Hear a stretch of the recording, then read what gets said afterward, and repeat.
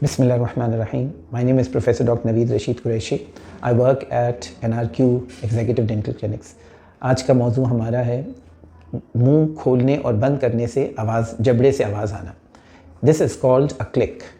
तो clicking sound अगर जबड़े से आती है तो इसका ये मतलब है कि आपका जॉइंट किसी वजह से सही जगह पे बैठता नहीं है और खुलता नहीं है. तो बहुत ज़रूरी है कि आप अपने डेंटिस्ट से रुजू करें ताकि वो आपके जॉइंट की पहले खाली क्लिनिकल इवैल्यूएशन करे और जब ज़रूरत हो तो एक्सरे करवाए और ये मालूम करे कि इसकी असल वजह क्या है. शुरू में ये जॉइंट्स जब आवाज़ करते हैं तो कभी दर्द नहीं भी करते और कुछ अरसे के बाद इसमें दर्द पैदा हो सकता है और ये प्रॉब्लम डिटोरिएट हो सकती है. तो बहुत ज़रूरी है कि आप अपने डेंटिस्ट से रुजू करें. Thank you.